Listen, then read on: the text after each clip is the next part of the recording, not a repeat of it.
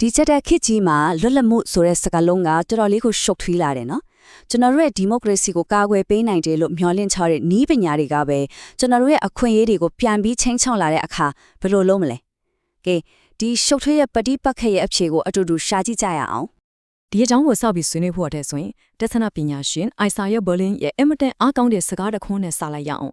ဒီစကားကနိုင်ငံရေးသက်မဟုတ်ပဲလူသားတဦးချင်းစီရဲ့တန်ဖိုးနဲ့သက်ဆိုင်နေတယ်ဆိုတာကိုပြနေတာပါအခုခေတ်မှာဆိုရင်ဒီလိုချင်းချောက်မှုမျိုးကအစိုးရလေးစီကချီးပဲလာတာမဟုတ်တော့ဘူးကျွန်တော်တို့ရဲ့ဆုံးဖြတ်ချက်တွေကိုနောက်ွယ်ကနေပုံဖော်နေတဲ့ algorithm တွေကတော့ဖြစ်လာနိုင်တယ်ဆိုတော့ဒီနေ့ပြရနဲ့ပတ်သက်တဲ့ညင်းခုမှုတွေရဲ့အရင်းမြစ်ကိုနားလည်ဖို့ဆိုရင်အရင်ဆုံးကျွန်တော်တို့အားလုံးပါဆက်ဖြားမှာရေပန်းစားနေတဲ့စကားလုံးတစ်လုံးရဲ့အသေးပဲကိုသိချကြည့်ဖို့လိုလာပြီအဲ့ဒါကတော့လွတ်လပ်မှုပါပဲတကယ်တော့အဲ့ဒါဘာကိုဆိုလိုတာလဲ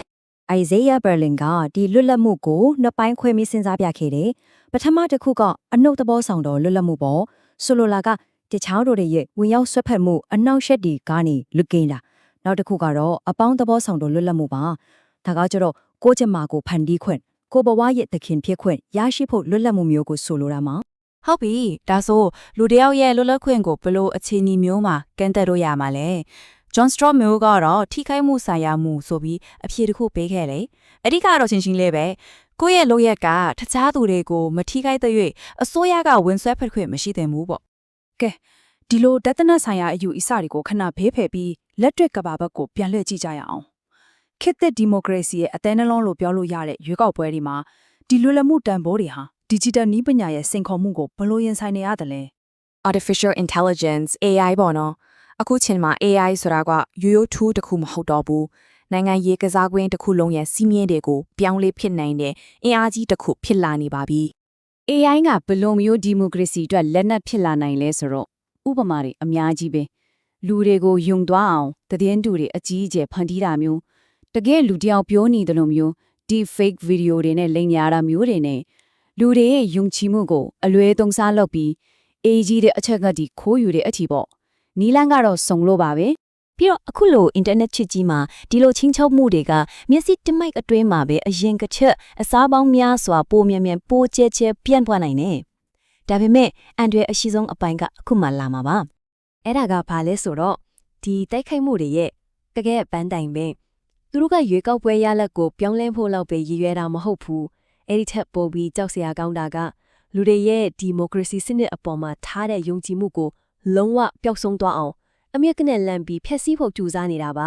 ါဒါပေမဲ့နီးပညာကပြဿနာဖြစ်စေတယ်ဆိုရင်နီးပညာကပဲဖြည့်ရှင်းချက်ရဲ့တစ်စစ်တစ်ပိုင်းဖြစ်လာနိုင်မလား AI ချင်းချောက်မှုအတွက်နီးပညာပိုင်းဆိုင်ရာတန်ပြောင်မှုတစ်ခုကိုလေ့လာကြည့်ကြရအောင် blockchain ရဲ့အဓိကအားသားချက်ကပါလဲဆိုတော့ဗဟိုထိန်းချုပ်မှုမရှိတာပဲအချက်လက်တွေကိုကွန်ပျူတာတစ်လုံးထဲမှာမသိမ်းပဲကိုညက်သေးကကွန်ပျူတာအများကြီးမှာမြစ်တူခွဲပြီးတင်ထားတာဆိုတော့တယောက်ယောက်ကပြင်ချင်တိုင်းပြင်လို့မရတော့ဘူးပြီးတော့လူလိုင်းကလည်းဝင်ကြည့်လို့ရတော့ပွင့်လင်းမြင်ထားမှုရှိတယ်ဒါကြောင့်မဲရွေးကောက်ပွဲလိုကိစ္စတွေကြောင့်တော်တော်လေးဆွဲဆောင်မှုရှိနေတာပေါ့ဒီမှာဆိုရင်မဲတမဲကို blockchain နဲ့ဘလို့လုံခြုံအောင်လုပ်ဆောင်တယ်လဲဆိုတာကိုအဆင့်၄ဆင့်နဲ့တွေ့ရမှာပါမဲဘဲသူကဘသူပဲဝါဖြစ်ကြောင်းအရင်စစ်ဆေးမယ်ပြီးရင်မဲပေးမယ်အဲ့ဒီမဲကို block တစ်ခုတည်းထည့်မယ်နောက်ဆုံးမှအဲ့ဒီ block ကိုအတည်ပြုပြီးဘယ်တော့မှပြင်လို့မရတဲ့ queen set ကြီးထဲကိုထည့်လိုက်တာပါပဲဒီပုံက digital မဲတမဲရဲ့ခီးစဉ်ကိုရှင်းရှင်းလင်းလင်းပြထားတာမယ်အသုံးပြုသူက login ဝင်ပြီးမဲပေးလိုက်တာနဲ့အဲ့ဒီမဲ blockchain ကွင်းဆက်ထဲကိုရောက်သွားပြီးဘယ်သူမှပြန်လို့ဖျက်လို့မရတဲ့ထာဝရမှတ်တမ်းတစ်ခုဖြစ်သွားရောအခုပြောနေတာလေကစိတ်ကူးရင် theory တွေမဟုတ်ဘူးနော် digital democracy မှာရှေ့ဆောင်နိုင်ငံတနိုင်ငံဖြစ်တဲ့ Estonia မှာဆိုရင်ဒီလို online map စနစ်ကိုဆက်စုနှစ်တစ်ခုကျော်လောက်အောင်မြင်အသုံးပြုနေတာပါဒါဆိုအဖြေကနီးပညာနဲ့နီးပညာကိုပြန်တိုက်ခိုင်းလိုက်ရုံပဲလားလက်တွေ့ချင်းကြီးကတော့အဲ့လောက်မယိုရှင်ပါဘူးဒီနေရာမှာအရေးကြီးဆုံးအလဲအပြောင်းတစ်ခုရှိနေတယ်ဘလော့ပဲလုံခြုံတဲ့ blockchain စနစ်ကိုတုံးထားတဲ့ပဲဆိုအဲ့ဒီအောက်ခြေမှာရှိတဲ့ internet အခြေခံစောင့်အုံကိုထိန်းချုပ်ထားတဲ့နိုင်ငံတော်အာဏာက plug ဖြိုမယ်ဆိုပြီးဆုံးဖြတ်လိုက်ရင်အရာအလုံးကပြီးသွားနိုင်တယ်လी9500နဲ့9500နဲ့ဒီကိန်းကနေနဲ့ပါလဲတိလား2023ခုနှစ်တနှစ်တည်းမှာအိန္ဒိယအစိုးရကပိတ်ပင်ခဲ့တဲ့ website တွေနဲ့ social media account တွေရဲ့အရေးအတွက်ပဲဒီဇာတ်ကပြနေတာကတော့ online ပေါ်ရအကြောင်းအရာတွေကိုအစိုးရကဝင်ရောက်ထိန်းချုပ်ရွန်းလေကြိုးပမ်းမှုဟာတနစ်ထက်တနေ့ပိုများလာနေတဲ့ဆိုတဲ့အချက်ပါပဲ